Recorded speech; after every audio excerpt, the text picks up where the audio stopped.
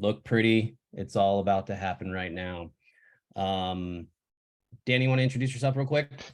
Yeah, so I am the director of marketing for Energy Service Partners. Been in the solar industry for, geez, yeah, like 8-9 years, quite a while. As Andy said, I've been in at least 10 or 12 homes. I've been asked to leave many more than that, but that's neither here nor there. So, but yeah, we're really excited. We put together some great information just to give everybody a nice introduction to NEM 3, all the concepts that you really want to start kind of baking into your understanding, so you can give the best pitch and really just start partnering with homeowners and finding them the best solution in this new landscape. So join us as we cross the NEM 3 horizon here. Thanks again for everybody joining, and we'll just get going.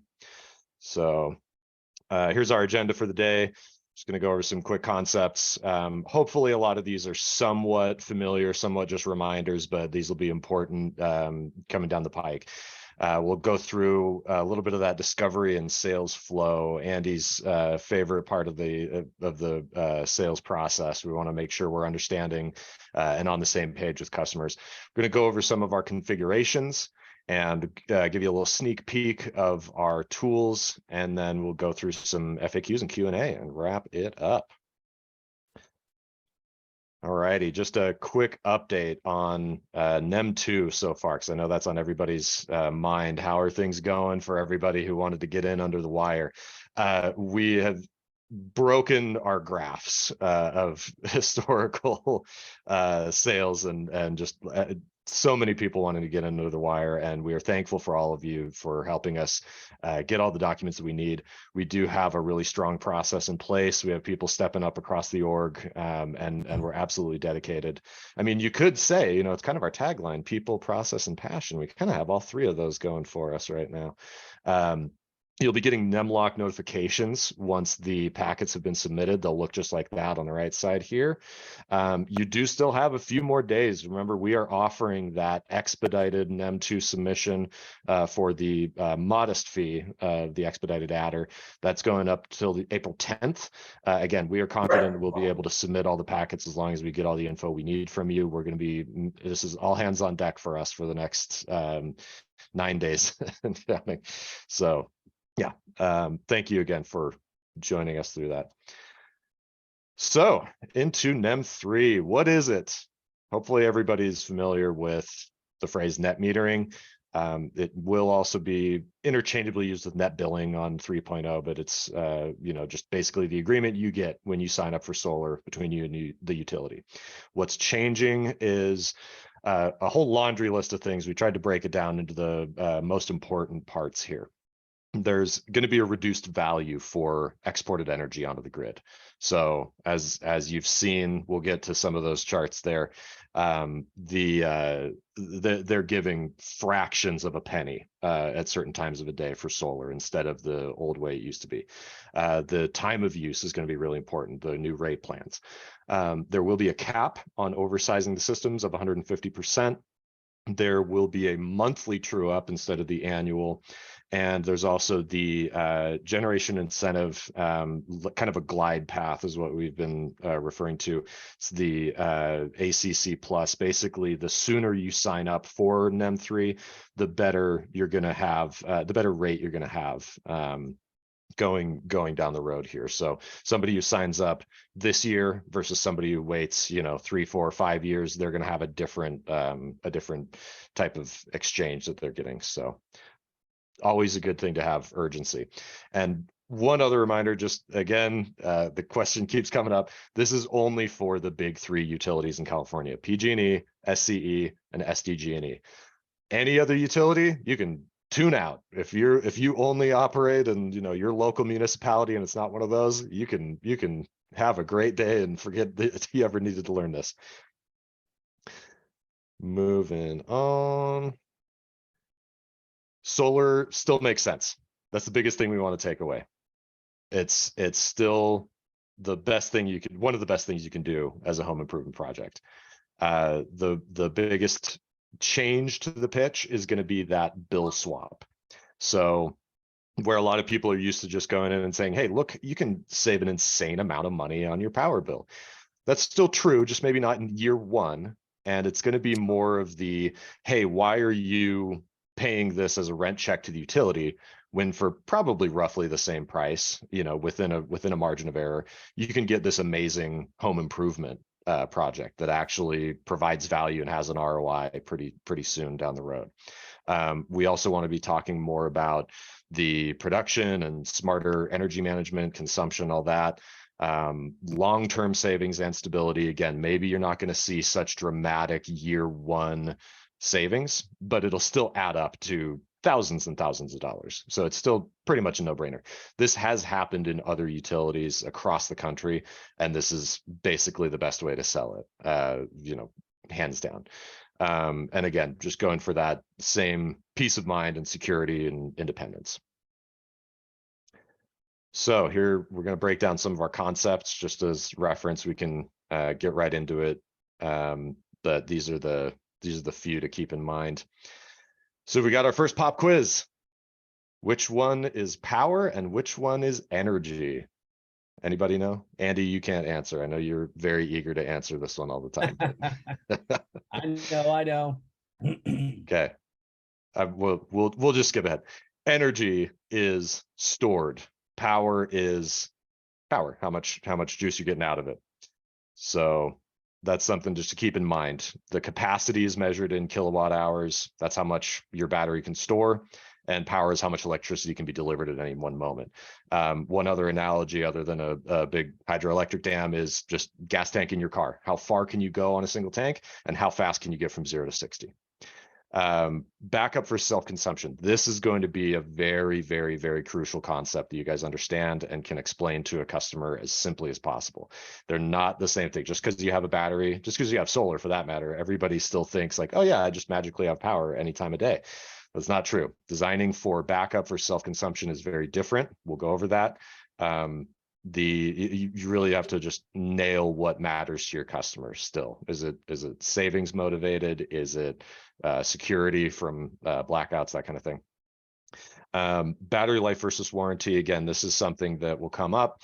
Same as with any electronics. It's going to be measured for a certain amount of time. Warranties are going to cover a certain period. Most of the manufacturers we use are either a 10 or a 12-year warranty, but the batteries are going to keep going for a long, long time, just like the panels. It may be a 25 or a 30-year warranty, but they're going to keep going until they're dead.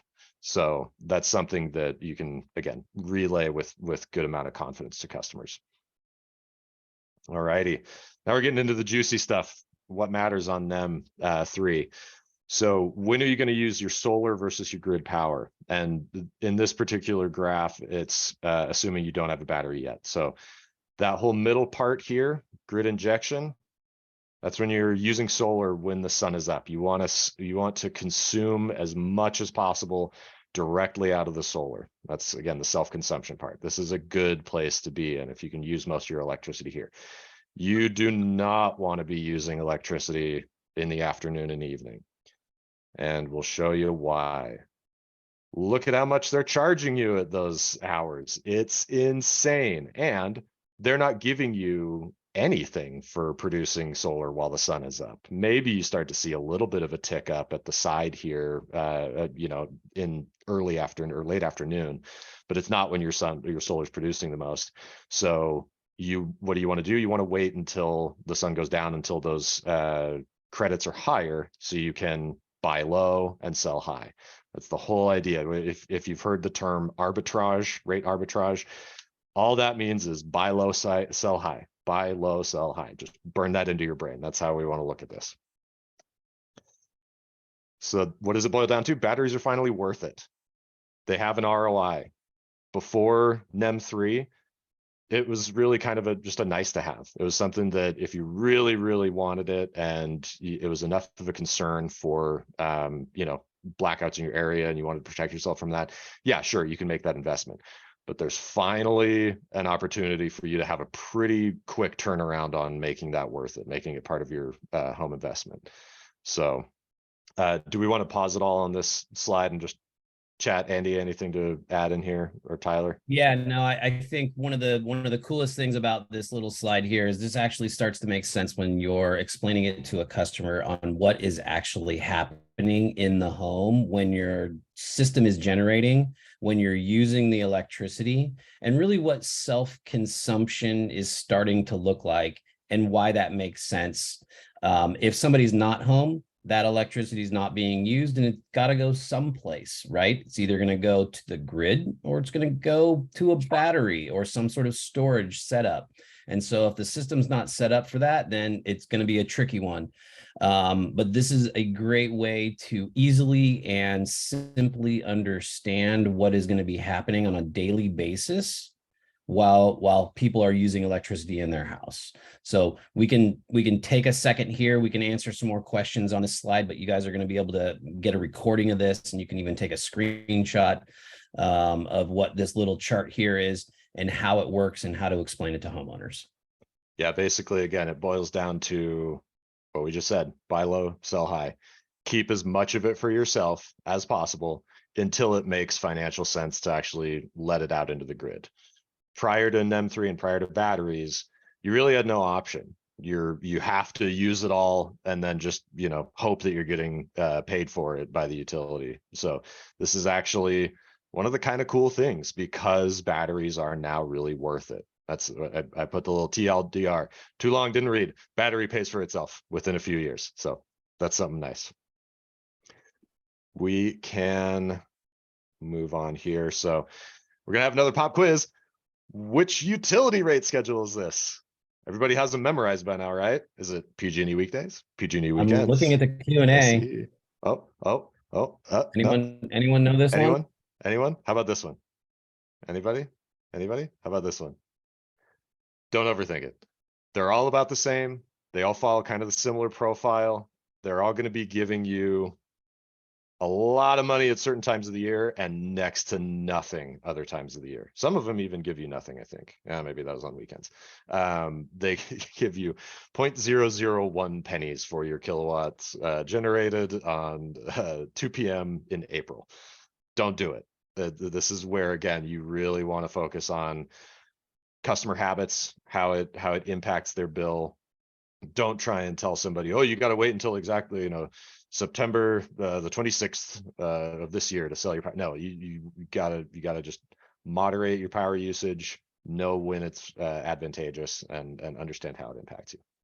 Yeah, one thing here on this slide too, if you want to go back, Danny, real quick, Yeah. just to kind of highlight the green section. I know everybody's seen it, where it shows $2.50, $2.79 per kilowatt hour that's being generated in September between 6 and 7 o'clock, or whatever that is. That's when people are going to be wanting to use their air conditioner the most. But if you want to generate power and send it back to the grid, that's where you're going to be selling to them at a very high rate, and they're going to have to buy it from you. And so you could definitely be generating a huge credit to the tune of hundreds of dollars, maybe even thousands of dollars for that month of August, where it's $1, and in September when it's $2 or more, depending on the utility that you're with. But you'll be able to set up your smart battery to configure the arbitrage, right? So the time of use, so the time that it's selling back, where it's not storing it for you. And if you choose the right types of batteries, you'll be able to set that up the right way and help your customers make some money. Yeah, we'll touch on that a little bit, but yeah, just quick plug for all the manufacturers that we use have an app, and they are all fully aware of these rate schedules, and it's going to come programmed, so you don't have to set an alarm and say, oh boy, it's 6 o'clock in September, I can sell some. No, it'll be managed pretty well. So again, don't make this a sticking point. Just have it in the back of your head. Really, it boils down to that, just daily usage curve, moderating your power. So into the customer discovery. Andy, do you want to touch on any of these? Should I burn through some of these real quick? Yeah, sure. So, for me, having been in the home for so many years, asking so many discovery questions, trying to figure out, how to best serve the homeowner. We're going to have to be really diving into what lifestyle questions we're going to be asking to our homeowners. And, you know, it's going to be broken down as simple as, are you home? Are you home half the time, or are you always home? Right? How would we figure that out in order to get to a low self-consumption, a medium self-consumption, or a high self-consumption user? Right? So things like, do you work from home? Do you go to the office to like for a 9 to 5 job? Are your kids home all day? Are you homeschooled? Are you in class? Or do they do extracurricular activities? Meaning, like, do your kids go to school and then play sports all day, right? And then come home in the middle of the night? Or do they fire up the Xbox right at 5 o'clock when you're wanting to sell the power back to the grid? No, no, no, save it. Exactly. Yeah. And there's going to be, you know, particular homes and lifestyles, right? Do they have an EV? When do they charge their EV, right? Do you guys have a pool? When are you going to be using the pool pump? How does it set up throughout the day? I know a lot of people just run their pool pump whenever it goes throughout the day. And it might go on once or twice or even 3 times. We're also going to be wanting to ask different things about time of use. Like, many customers on the big three are already on a TOU set plan, right? I know all of us, all the solar customers get flipped to it just about automatically. And everyone will be eventually pushed to a time of use type of product with all of the main utilities out there. And so what we're going to be doing is we'll get together a series of discovery questions for you to even use in the home to dial in what the best options are for your homeowners. We're here to help you guys figure this out together. And we want to make sure that we give the best solutions to our homeowners every time we're in the house. Otherwise, we're going to have a lot of homeowners who end up using electricity differently than how we like prescribed their solution. And they're going to be really confused when their utility bills are super duper high. Yep. That gets to the next point. Never assume that they understand how this works. Yeah. Always make sure that they understand their habits are more important than ever, really. So, and really, again, the next part of this, never assume they have even heard of net metering. So yeah. Don't give them an excuse to experience the FOMO that we all hopefully are shaking off pretty easy here. They don't need to know that if they had only acted a few months ago, they would have had it so much better. No, it doesn't matter. They're still going to have it great. It's really all about analyzing your habits, understanding how it impacts you, and yeah, taking more control of your own energy. Yeah, I think that's a really good point too. Like, there's no point to walk into somebody's house and say, you should have done this last month, you screwed yourself over. Yep. That's obviously not what we want to do. What we want to do is walk into the house and say, solar is now exactly what you thought it was before I walked into your house. Yep. I've been saying this on all of our webinars leading up to this point, is most homeowners that I've walked into their home said, oh, when the power goes out, my electricity's still on, right? And leading up to this point, if you didn't have a battery, obviously not. And that was the case. And you had to kind of let them down, right? And so what's going to be happening now is you're going to be, yes, it's exactly what you're looking for, assuming you configure the system in the right way, because there will be a couple different ways to set up batteries and solar solutions moving forward, which we'll get into. Which we'll get right into. What matters most to them? Are they really interested in the extra cost that comes with that emergency preparedness, the security of having a full backup system?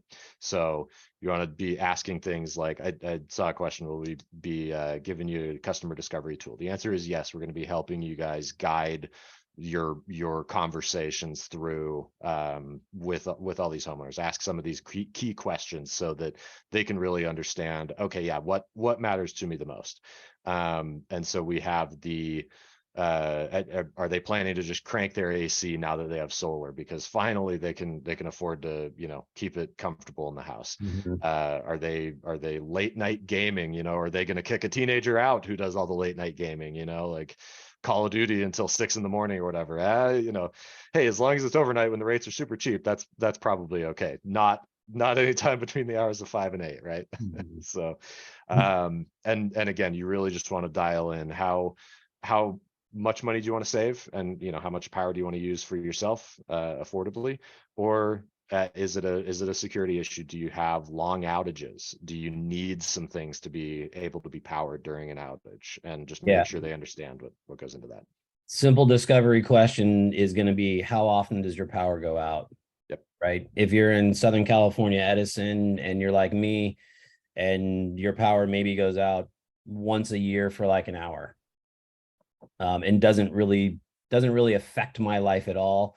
Nothing goes bad in my fridge because the power goes out. And so backup isn't necessarily going to be at like my highest priority. What might be at my highest priority is, no, my power doesn't go out, but I'm really worried about how much electricity I don't use during the day and how much I'm going to be using at night. And I want to try and save the most money on going solar. And so self-consumption in a battery solution is going to be the path that I'm going to walk myself down in putting together the right thing, the right choice for me moving forward. So absolutely good stuff. We'll get to that. So yeah, here we go. Savings motivated. These are a lot of these, but most people should really still fit this profile. Most people are going to want to talk that, like Andy said, talk yourself into, oh yeah, really, that's all that matters to me, is just I don't want to keep spending crazy amounts of money on my power bill because it's insane. You don't want to let the giant monopoly nickel and dime you to death for the rest of your life. That sucks. So some other key savings motivation phrases that we have just jotted down here. You own your house. Wouldn't it be great to own your power? Again, that same rent versus own concept. Why are you paying a rent check for $1,000 if you could get a mortgage for $1,000? Obviously, it's a no-brainer. What do you want to do with this amount of money in 10 to 20 years? Because that's a safe estimate that you're going to still save tens of thousands of dollars down the road. You don't have to change your budget around. It's that bill swap, and you're locking it in nice and low. And then you're finally, like Andy said, you're finally in control of when the utility is going to get your power. You use it first, you get to self-consume, and you get to decide when it makes the most financial sense for you to unleash it onto the grid and get that payback. So on the flip side, we have security motivated. Obviously, big things happen in California: wildfires, flooding, record snowstorms. It's gnarly.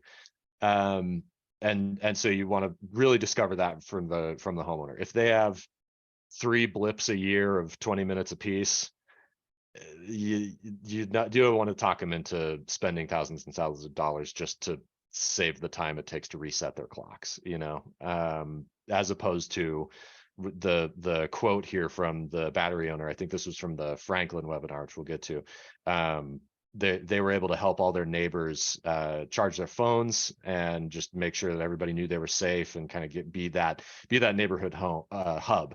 So how great would it be if you have somebody who does need that situation and wants to be that neighborhood hero? That's a really powerful story. And again, that's something that if they're already talking themselves into it, and it does make sense for that person, sure, that's definitely an option. Long outages do have hard costs, and so that's something you can also factor into it.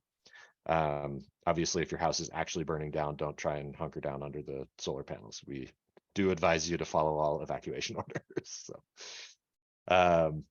So now we're getting into it. So here we have our first configuration of whole home backup. This is, like Andy has said, what everybody thinks solar just does already magically. You put panels on your roof and it's powering my whole house. That's it. I don't need to think about it. That's what this does with a little bit, or a lot of bit of extra configuration. You have to put in multiple batteries. You have to put in a backup interface. You have to put in a backup panel that's basically the same size as their main panel. And that's what actually allows them to be powered on all the loads in their home, most or all of them. And the nice thing is it does also provide the benefits of self-consumption. You can still shift that export back to the grid to get a little bit of an ROI on the batteries here. Anything else we want to touch on this one here? No, I think just the main configuration is going to be something that everybody's going to have to get pretty used to moving forward. And these specific types of questions to be asked in order to get to this result, right? Of do we want the backup interface set up for your particular customer? Right. Yep. And again, if it makes sense for them and they really need it. We have partial backup. This is kind of a tricky one. This is where people have to play favorites. And we also have to be really, really cautious in setting up proper expectations with them. You don't just get to power everything in your house. You can't have you can't have your AC and your this and your that, and you gotta pick your faves. So that's why my little icons coding this out here is you gotta hone in really tight on what your preferred loads are and rank them in order of importance. And it is a little bit more of a complex install because we have to put in battery, backup interface, and a sub panel where they get to move their favorites to a new home. It does also, again, still provide that self-consumption, but this one's this one's going to be probably a harder sell. Even though it's maybe less expensive than the whole home backup, it may be a little bit more trouble than it's worth. So again, we'll touch on that. Yeah, again, perfect example for this is going to be like your refrigerator, the Wi-Fi, the router, maybe your garage door opener, that circuit there, maybe a few circuits in the kitchen or the living room where most people would congregate if the power was out for hours and hours and hours, or even days for that matter, in specific places. This is where you'd probably want most of your essential loads for limited backup to be. So not the jacuzzi, not the air conditioner, not the dryer and the washer, right? Not those things that are going to pull a lot of electricity, because if you put the AC unit on a partial or non-essential load backup, then you're going to have backup for about 30 minutes, maybe an hour at the very most. but the power went out. I need my hot tub and my hair dryer. Don't you understand? Exactly. No, that's not the scenario. Yeah. So ask those questions and make sure they understand. Cool. And we get to finally the main event. Again, this is what most people should be on NEM 3, self-consumption. This is the easiest, fastest to install, because if you notice, what's missing from this picture here? Oh, could it be the backup interface and any kind of sub panels goes with it? So this is a lot more straightforward. This is, again, just going to be able to shift their usage by just enough to get it to those favorable export times of day. So buy low, sell high. Always come back to that. So this one is going to be, again, what we expect the majority, probably 75% plus of customers still lean towards this one. Agreed. This is going to be the option that most people are going to choose in order to lock in on that idea of savings and a faster ROI. This is going to be the one where power probably doesn't go out that often in their neighborhood, or the homeowner's not concerned with the power going off at all and what that's doing. They're concerned with, again, buying low and selling high, or that arbitrage idea. This is your self-consuming, self-consumption customer who's only worried about what's happening with NEM 3.0. It's okay to be selfish. That's what we're saying here. This is basically, use it for yourself. Don't let the greedy utility take it for pennies, keep it for yourself. Kind of, I mean, it's not going off grid, but it's getting pretty darn close to it. What you're trying to do is to consume and hold all of the electricity created by the solar power plant that you're putting on your rooftop, and you're keeping it on site, at least as much as you can, right? And we'll do our best to get you there. Absolutely. All right, cool. Some other configuration considerations. Southwest is still, really kind of always has been, but it's really going to be even more important. If you look for those houses with that orientation of the roof facets where they have plenty of space on the south and the west side, anything along that, corner of the compass needle, that's going to be ideal, because that's when power companies want the power the most already. And so it's easier to make that cost shift there. Undersizing versus oversizing. If you're concerned about exporting too much to the grid, undersizing can help with that and create a higher self-consumption profile. We'll kind of touch on that a little bit. Oversizing, if you want to get a higher offset and get more stored energy in there. Again, we're trying to move away from the idea of like, you can get 100% of your bill covered with solar.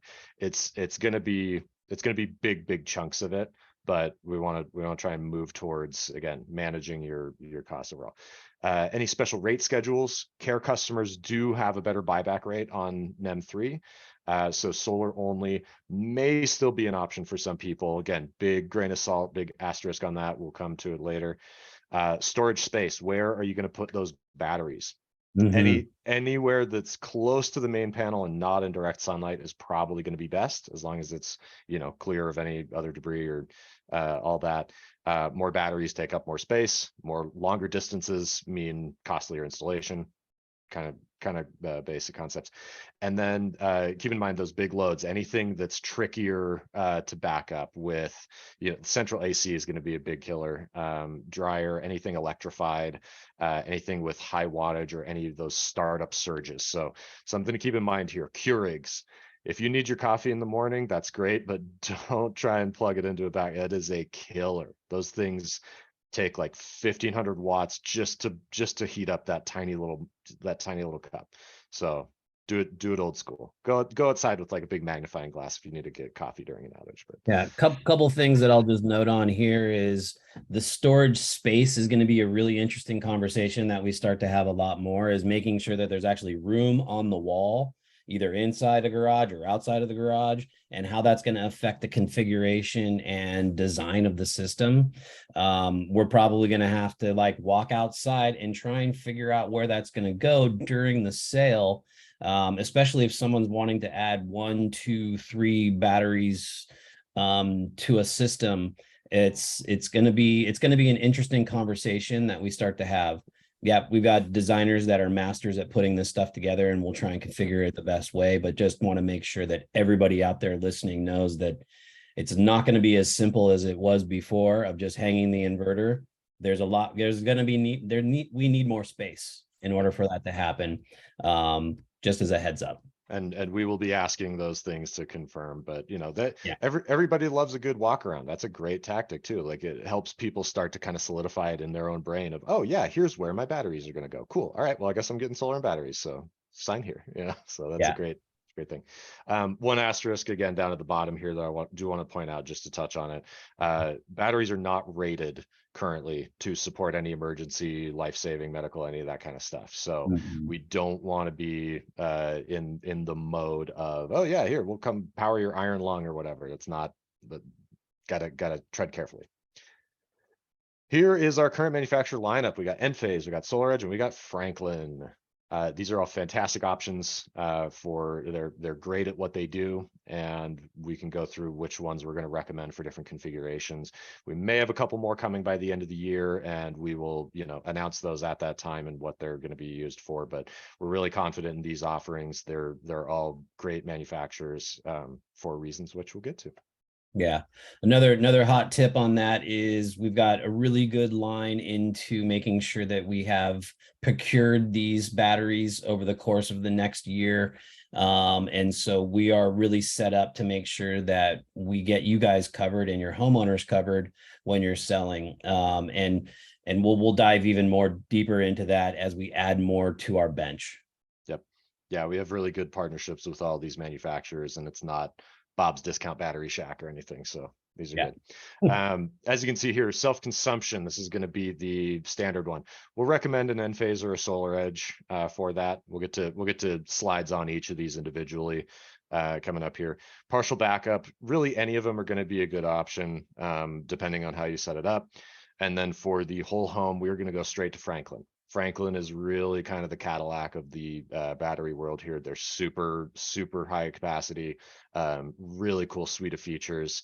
If you tuned into our webinar last time, you got a little taste of it, and yeah, it's cool that we have all these options. Yeah. So before we get into those, again, just a reminder, what you should know going into this conversation. You should know customers' monthly usage history, know what their motivations are, whether savings or security. And if it's security, you want to know their needs and wants, which we'll get to. And then a general daily usage profile. What are they going to be? The high self-consumer because they work from home all day, or are they need to store it for later when they because they're out all day and they need to use it at night. All right. So we got rate saver for self-consumption. These are the configurations here. You can, again, reference this later. We'll come back out. And one early plug for QUICKBASE, the energy recommendation tool, is going to give you these recommendations based on the system size and based on all those earlier points that you have. These are great because they're the most affordable, fastest to install. So that's going to give you still great turn times. They're perfect for NEM 3, and they're available through Sunrun. So plug for, hey, it's great if you get a battery through Sunrun. Super cool. The drawback, again, as we saw, there's no backup interface. So gotta set that expectation very carefully with people. There are going to be people who think, oh, because I have a battery, I'm good. You gotta again be very careful about the conversation. Enphase comes in a few different models. SolarEdge comes in a 10 kilowatt. Again, both of these are fantastic options for self-consumption, just depending on system size and homeowner behavior. Yeah, I think that's a key one there. These are recommendations, right? It depends on how your homeowners use electricity and what their lifestyle is. And so if you have a customer who you're selling between 12 and 23 panels, a 6.6 or a 10 kilowatt hour battery is recommended. But if they're wanting more backup, right, or not backup, if they're wanting more self-consumption, or they're never home during the day, you may need to bump that up in order to suffice with what they're trying to do. Again, recommendations that we're putting out here. Make sure you ask the right questions and do the best discovery you can to get them the best solution. Yep. And I do have one quick clarification. Sorry, sidebar. SolarEdge is available through Sunrun for the self-consumption model. That's their rate saver. So not Enphase, but that's fine. All right, let's keep on going here. So what do we recommend for a partial backup? Again, it's going to depend on system size. It's going to depend on what they want to use it for. We have all of these here. Going to want 1 or 2 batteries with that backup interface. It will also provide the buy low, sell high, but it is a slower and more complex installation. You have to set customer expectations very, very, very carefully with these, like we already touched on. It's not going to power everything in their house. It has to be they got to kill their darlings. They got to make sure that they only have essentials, essentially. It is also not available through Sunrun right now. But these are the models that we would recommend, pairing up 1 or 2 of these to fit the profile. Again, I'm not going to spend too much time on this one because we are hoping that there are fewer of these than certainly any of the self-consumption and probably whole home, which is dramatic reveal. Couple of Franklins paired together. That's what we're going with for whole home backup. It just makes it easy, again, because there's such a high capacity and quality product there. Andy, do you want to jump in? No, I was just going to say it's a cool product. Again, it's going to have a high return for the system size, 27.2 kilowatt hours.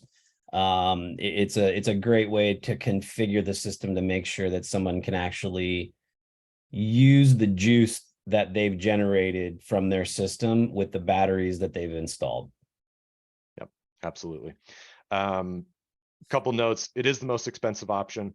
It may not be the most expensive option by a whole lot, again, if you're worried about somebody who's going to try and choose between the partial and the whole home. But yeah, just keep that in mind.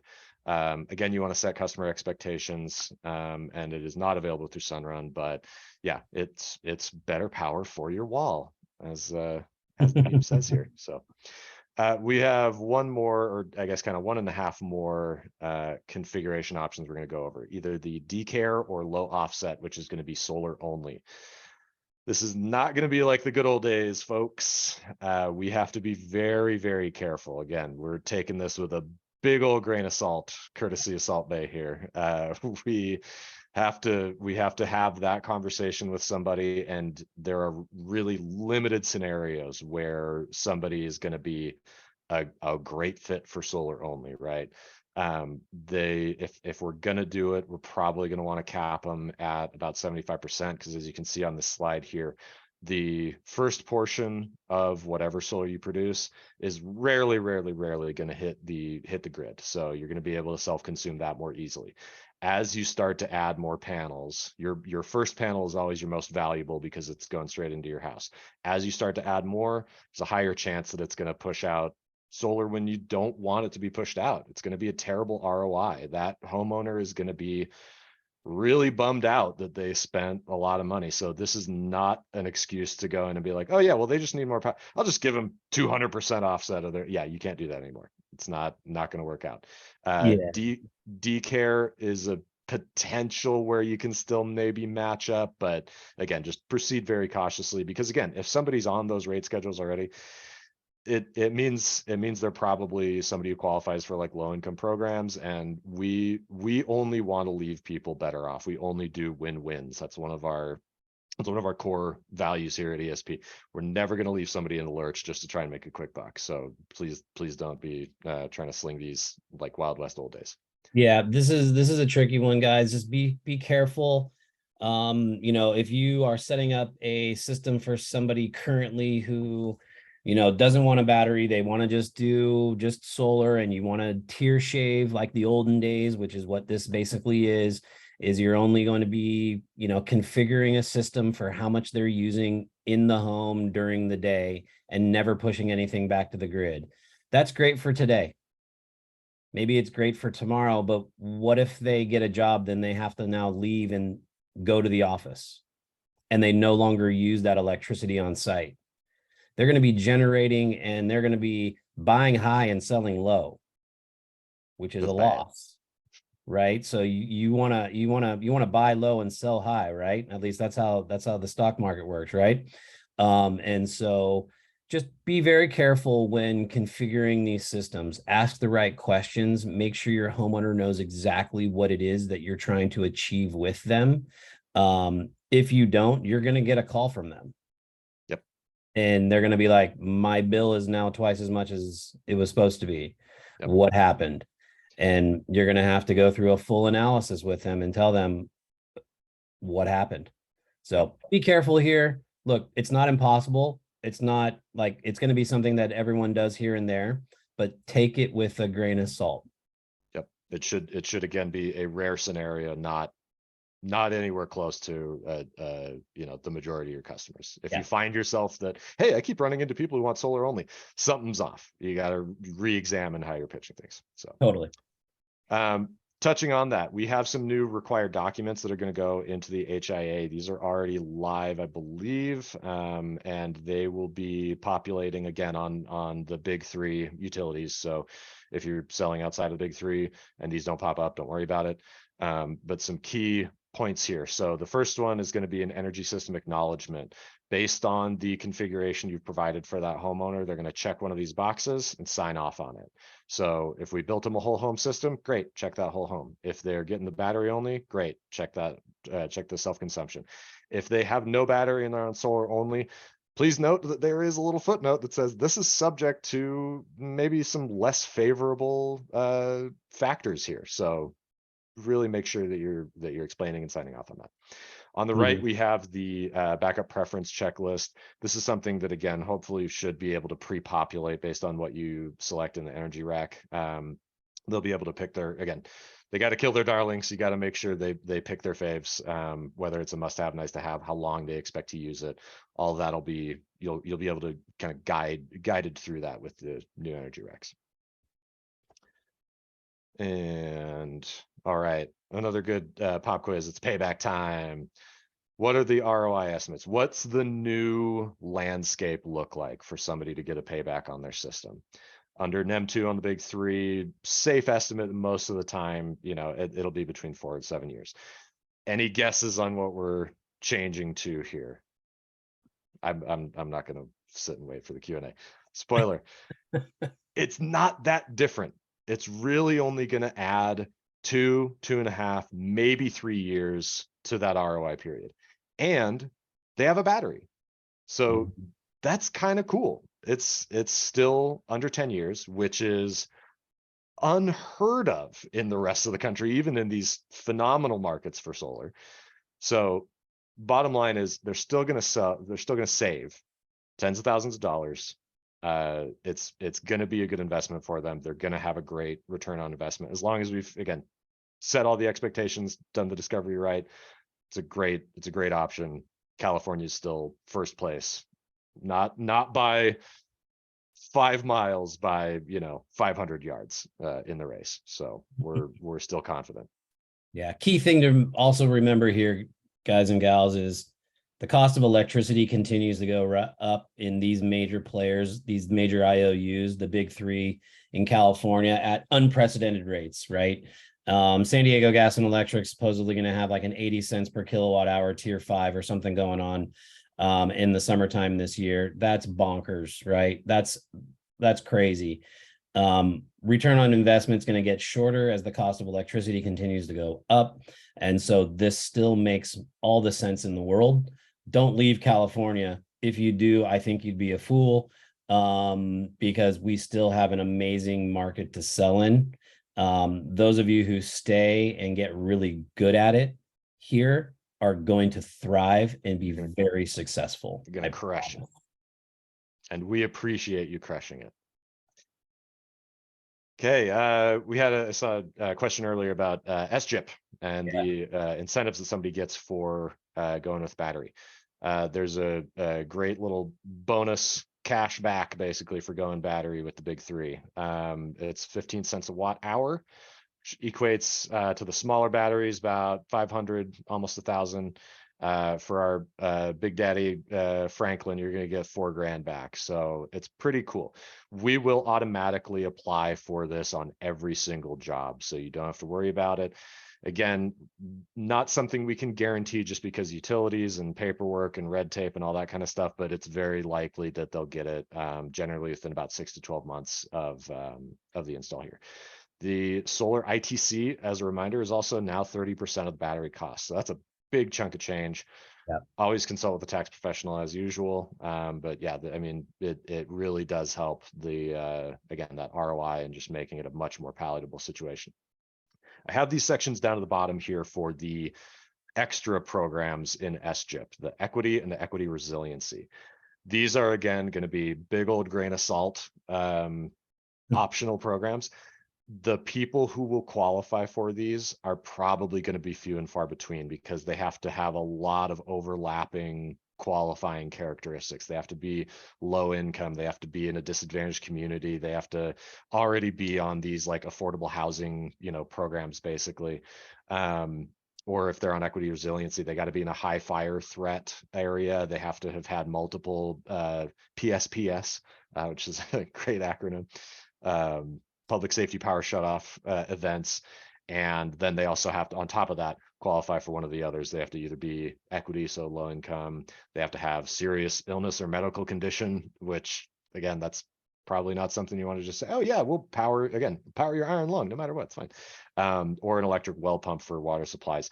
Yeah. We are not currently offering those on our backup scenarios. We can touch on that a little bit, but yeah, again, if you find somebody who you think is a perfect fit for these extra ones, just proceed with caution. Before you're trying to give. And the one thing to add here, what do you guys have to do for the SGIP? Nothing. Right? Will we do it for you? Yes. Will it depend on where people live? Yeah, it will. It's going to be zip code based. It's going to be the size of system. All of that stuff will be automatically taken care of. So we're going to do it. Will you guys get any of this money? Absolutely not. It's going to go directly to the dealer or to the homeowner, right? Will we get any of it? No, like we just apply for it and it gets to the homeowner within 6 to 12 months. Yep. So don't promise somebody that they're going to get a check for $990 in 3 weeks after the system's generated. Otherwise, you're going to get a weird call from them wondering where that money is. And you can't do anything and we can't do anything. We just applied for it for you or for them. And so I would just say, hey, there's a rebate that's in play. You're going to get something within a year. Yep. Real quick, I know we're running a little tight on time. I saw a question, how long is it good for? There's a bank, basically. There's like a trust fund, essentially, that runs out. There's enough for like 20,000 more customers or something like that at this point. So big old tranche of money there. So each utility has their own tranche set up. So it's SCE, SDG&E, and PG&E all have their own allotment of funds for the SGIP program. Will it go faster in PG&E? It probably will, because they have more fire zones, they have more PSP than the Edisons and the San Diegos. So go on. Alrighty, so we're going to give you a real quick sneak peek at the QUICKBASE energy recommendation here. As you can see, it's going to be asking you these key questions and giving you some really helpful guidelines. You're going to choose, do we want self-consumption? Do we want the self-consumption unlimited? That's the partial backup. Or do we want backup power only? That's going to be whole home. What's your preferred battery manufacturer? If you want to choose, if you let us choose for you, it's, we'll just design it based on the recommendations. If you're going to choose your backup loads, there's that. We are going to schedule another one of these to go through it with everybody in more detail. So stay tuned for the invite on that. I just wanted to give everybody a little peek behind the curtain at what we're building for you, because it's pretty cool, pretty robust. Lender caps, again, this real quick plug to just always check QUICKBASE for the information you're looking for on funding partners. Cash is king, and then everybody else just check it out. Get into a couple FAQs. What incentives can they get? ITC and SGIP, we just went over that. What will be able to change on a pending application? Not much. You can make some corrections, but the system size can't increase, so you're going to get booted. What will you be able to add to a grandfathered system? If the nameplate rating changes, you're probably going to get booted. Microinverters cannot be expanded because they're per panel wattage. Solar edge inverters can be overclocked, or we can add a DC coupled battery to catch the clipped power. If you go back and look at the Solar Edge webinar a few weeks ago, they go over that a little bit. Pretty cool. But most lenders require a new net metering or PTO letter, and so that's going to probably flag them to maybe get booted. Can I buy my own battery and have ESP install it? Nope. Short answer. How do I certify to sell battery? Take the battery quiz. This is a quick plug for DealerNet in QUICKBASE as well. There's some really excellent resources. We're always expanding that library. The battery quiz is really easy. It should only take you 15 minutes, and we'll hand feed you all the info you need. Can we add a battery onto an old system? Yes, TBD. Looking at maybe a few, hopefully in the next 6 months or so, we'll have more information on it, hopefully sooner than that, but yeah, battery only is coming. And then how will we know when to sell back? As we touched on that, all the manufacturers in the lineup have an app, and they've got all the NEM 3 nitty gritty, hour by hour, day by day built into it, so it's going to help a lot of that, mitigate all those. Whew. All right, do we have any Q&As that we have not answered already on this that we can bring up here? Thank you again to Tyler and James and Jordan, Brandon, all you guys for firing off those answers so far. Yeah, looks like a lot of these questions have been like pinging away and getting answered by the guys behind the curtain, which is great. So thanks guys for doing that. Yeah, pricing and everything's going to go live here, and it should be in QUICKBASE very soon, like today, tomorrow, the next day. I want to definitely close out here with one of the main things that ESP is doing right now. We're still focusing on NEM 2. We're still going to get everyone pushed through to NEM 2.0 up until the 10th of April. So you still have what, 7 more days? Oh no, 6 more days. 6 more days. 6 more days, the countdown.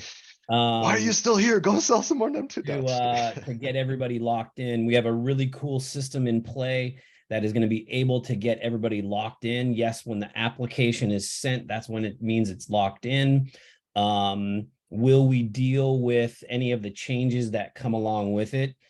As you know, the utilities have given a couple different terminologies, like the deficiencies in changes. So like if you spell somebody's name wrong, that's okay, right? The system just can't go up more than 10% or down more than 20% in a change. We need to make sure that things are aligned the right way. And so again, my big thing here is we're still working NEM 2.0. Are we prepared for NEM 3? 100%. We're ready to rock and roll. We're going to do another webinar a week from today at the same exact time. We're going to dive deeper into QUICKBASE, We'll dive a little bit deeper into pricing situations. We'll dive a little bit deeper into what PPWs and everything everybody should be selling at in order to make sure that the right ROI is happening, to make sure that the right amount of money is being made by reps, because we all want to make sure that that's the case as well. So a lot of really cool stuff still happening. Get out there, sell more deals, ready for you. Danny? You're in the right place, and we appreciate you deeply for being our partners. See you next time. If there are any other, random FAQs or Q&As that we can pop off before we drop, we can get those. But yeah, again, we'll see you next time. We'll see you on the other side of the NEM horizon here. Put on your best synthwave soundtrack, because going into the future, man. Thanks, everybody. Have a great day. Thanks so much.